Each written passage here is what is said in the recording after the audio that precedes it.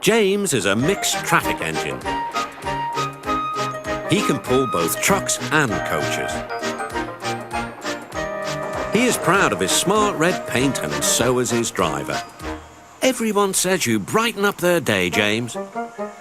One morning, James whistled loudly at the other engines. "Look at me! I'm the smartest, most useful engine on the line."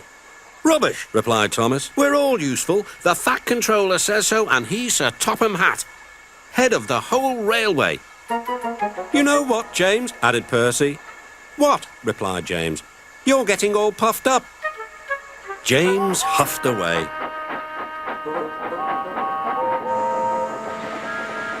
Later, he was still boasting. "I'm the pride of the line." "I saw you pulling trucks today," snorted Gordon. "You're only a goods engine." "I pull coaches too," replied James. "Not as much as I do," said Gordon. "But the Fat Controller has plans for me." James was only making this up, but Gordon believed him.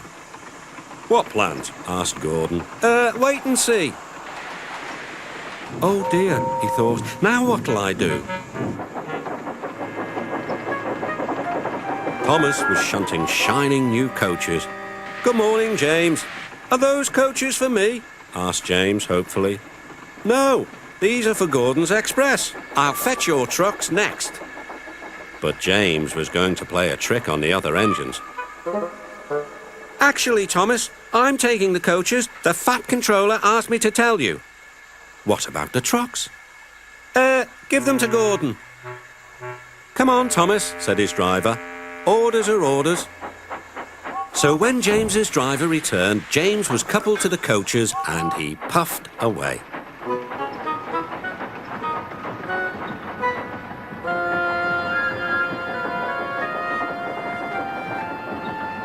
Thomas returned with the trucks. A few minutes later, Gordon arrived. "Where's the express?" Thomas told him about James. "And so here are your trucks." Gordon was very cross, and so was his driver. Wait till the Fat Controller hears about this. Meanwhile, James was enjoying himself enormously. "What a clever plan! What a clever plan!" he chuckled. Then he saw the Fat Controller. "Some jokes are funny, but not this one, James. You have caused confusion." "Yes, sir," said James. "You will stay in your shed until you are wanted." The other engines teased James. "I wonder who'll be pulling the express today," said Gordon. "I expect it'll be you," replied Henry. "James is stuck in the shed for being silly." James felt sad. Next morning, he went back to work. "Hello," whistled Thomas. "Good to see you out and about again." "I'm sorry I tricked you," said James. "Are these my trucks?" "Yes," replied Thomas kindly. "They are pleased to have you back." James set off to the harbour with his goods train of trucks. He bustled about all day, pushing and pulling them into place.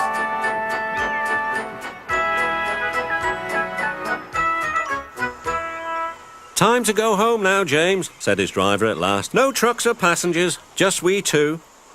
But his driver was wrong. "Excuse me," called the man. "I have a meeting with Sir Topham Hatt and I mustn't be late. May I ride back with you?" "Of course," replied James's driver. Then he whispered to James, "This gentleman is a railway inspector." James was most impressed. He steamed along the line as smoothly and quickly as he could. The Fat Controller was waiting on the platform, and the railway inspector greeted him warmly. "This clever engine gave me a splendid ride. You must be proud of him." "Yes, indeed." The Fat Controller turned to James. "Once again, you are a really useful engine."